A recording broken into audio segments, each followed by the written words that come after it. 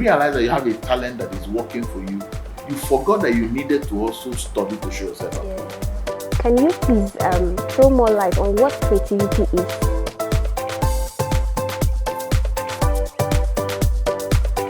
So in the next sense, whatever it is you take that is excessive, you become addicted to it.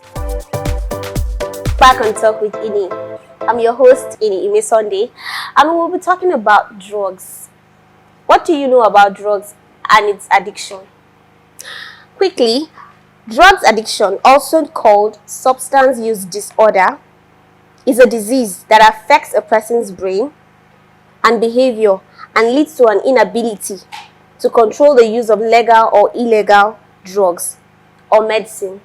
Those substances includes alcohol, nicotine, and so on. When you realize that you have a talent that is working for you, you forgot that you needed to also study to show yourself out. Yeah. Can you please throw more light on what creativity is?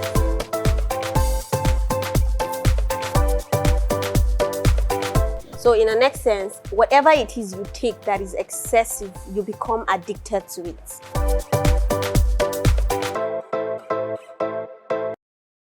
We'll be discussing this topic with an advocate of drugs, who is in person, Mr. Mindiya Haske Apollos, also a founder of WADAC. Welcome to the show, sir. Yes. So, right into the discussion. Are all drugs addictive? Yeah, at some points, the way you take it, everything can be addictive as far as I'm concerned. So is drugs. The more you get addicted to stuff, taking it regularly, it can be addictive. For example, if you're taking food, at some point it can be addictive. You can't do without that particular food you are taking. So all drugs can be addictive. Yeah. So in the next sense, whatever it is you take that is excessive, you become addicted to it. Naturally. Okay, so aside the psychological effects of drugs, what are those other physical effects of it? It's quite simple. The effects are the physical looks from anybody. You are taking drugs, it shows maybe your facial infection and everything, your lips, you're taking dry jeans, you will be like your motive and everything will change. So the effects of it is high and it shows on the physical body. Then people who do smoke at some points, their lips get dark. So some people lose hair taking drugs. There's some certain drugs that you take, you might lose hair at some point. You lose weight too. To some point, I was thinking it's only leukemia that makes somebody loses their hair. But I read about one particular case. I can't even remember the name of it. It happens when you take it a lot, when you're addicted to drugs. You even lose hair, itching up the body as well. So there are so many complications to it, as far as I'm concerned. Okay, you know, when somebody is addicted to drugs, the first suggestion is, please take this person to a rehab. And then we find out that even if you take this person to a rehab, instead of the person being a changed person, reduce the whole intake of drugs and all of that, you find out that they become worse. So are there any other preventive measures or measures that can be taken towards somebody who is addicted to drugs than rehabilitation? Talking about rehab, let me talk about it a little bit because we're having challenges when it comes to rehab.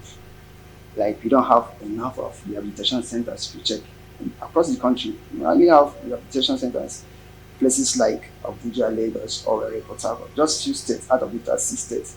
So the rehabilitation of which is a good thing for anybody that is addicted, but then we don't have rehabilitation centers because rehab is working properly if you get the proper channel, but then we don't even have that.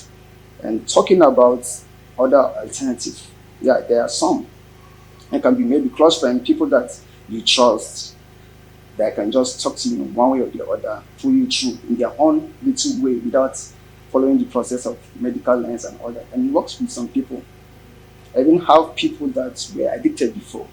And through my small channel, they were addicted free. That was a big one. I have to use a little bit strategy. They were students actually. So I have to use a little bit strategy from normalizing not taking drugs to changing this whole scenario of it. And it worked for me. So I believe there are so many ways as well, but rehabilitation is perfect for everybody. Okay. You know, before you get addicted to something, there has to be a process. For drugs, for instance, or excessive intake of substances like alcohol and nicotine. Some people do say if you can't beat them, you join them. It's a process. And others will jokingly say if you can't beat them, hire area boys, and you understand. So in this case now, how would you do with a child that is still growing and then find his or herself in a group of peers that are actually into that particular thing? How would you stop that child from mingling with such people? Because it's just a matter of time before they corrupt that child. How would you go about it as an advocate? Okay, as an advocate, the first thing that we do, of which we are planning on doing, my organization are planning on having a meeting, like a PTA meeting in schools, because they say catch them young, of which we have started a program called Operation Catch Them Young, visiting school and telling kids about drugs at early stage, of which I believe if we can actually give them that maximum awareness, because most of it is maximum awareness, they don't know the effects of it, and peer pressures comes in and they can't withstand it.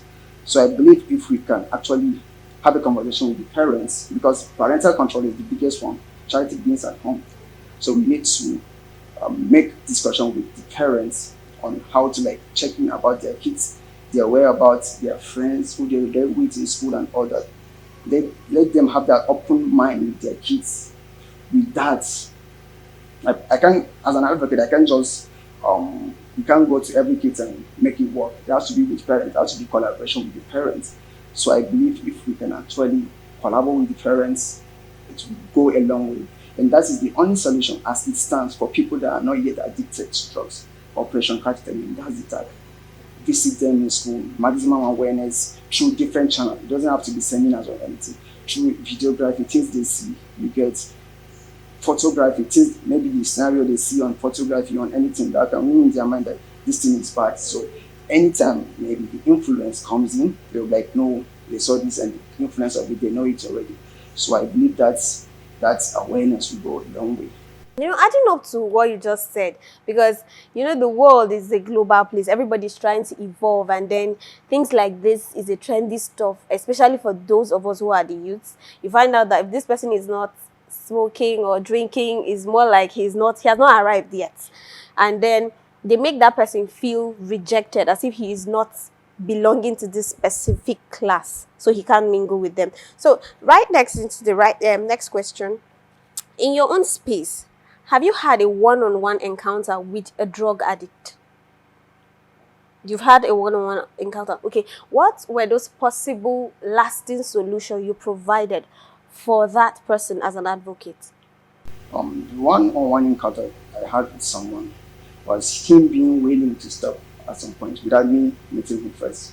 So he saw about our movement on social media, because everybody's on social media, things are happening, they see things.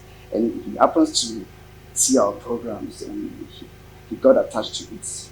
That's the willpower we are talking about. The first thing first, you need to, if you really want to be addicted free, you need to have that willpower that you want to stop at some point. That's the first step that you need to do. And he already had that willpower that you want to stop. So it was easy for me because he was willing to stop, unlike me trying to fetch him out of it. So we had a discussion that he really wants to stop. So the simple step that I did was to give him motivational quotes, check on him, and had to set up a meeting with him and a medical personnel that have to check his body system, maybe some drugs that can relieve him from the addiction. And it was quite simple for us. And trust me, we've been keeping in check with him regularly for about 6 months or so. And trust me, the guy is doing fine and good. Okay, that is a very good one. And then there is this thing I want to point out. We've been focusing on excessive intake of alcohol, excessive intake of drugs, but then we fail to outline that of nicotine. Nicotine also is harmful to the system.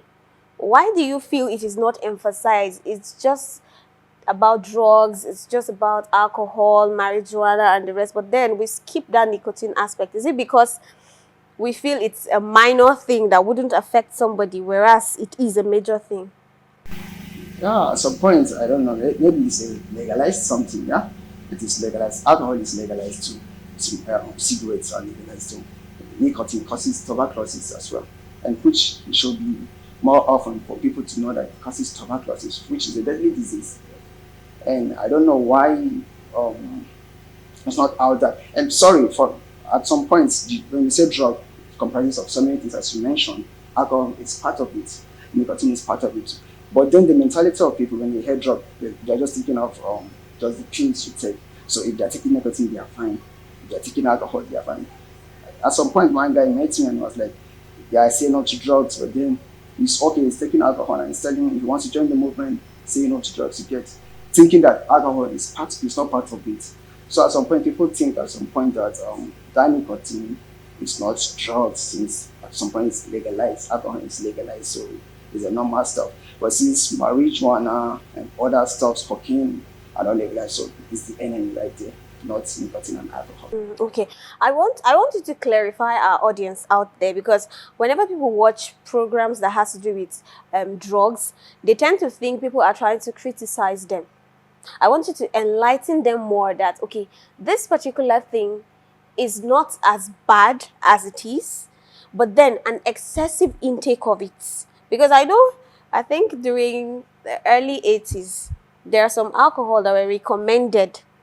I think it cures stomach ache or something like that. But then the excessive intake of it, that is when you abuse it, that is when it becomes something else to you. You get addicted to it that you can't do without it. So please sensitize our audience out there to know that this particular thing, this is the way it is. If you don't do it this way, it wouldn't come out this way. Please. Sure. It's all about prescription. Maybe when you're feeling it, you can't just prescribe drugs for yourself. We're not saying that drug is a bad thing. Actually, it's a good thing to take when you're ill, when you have recommendation from the doctor or any medical personnel. We're not saying it's a bad thing to take drugs or anything, but then the intake associated. The drugs need to be prescribed first for you to take. You can't just be feeling headache, then you say, let me just take a little bit of Panadol, for instance. Then you take two. 30 minutes later, it's like it's still there. You have to take two. You're abusing the drugs. So much excess taking of it will cause damage in your system. The body system, the drug has its contents, have different contents in it. So much intake of it causes so many problems in the body, your immune system and everything. So we are not saying, we the advocate talking about saying no to drugs and all that. We are not against drugs. Without us, mankind can't survive because it helps. It helps a lot. So all we are saying is the abuse of it is right. And funny enough, abuse of so many substances now are rampant. Imagine people sniffing gota just to get high. Yeah, that's the trend. People sniffing gota just to get high. So at some point, I don't even know what the problem is. For just the young kids out there, they're just based on things they see on TV.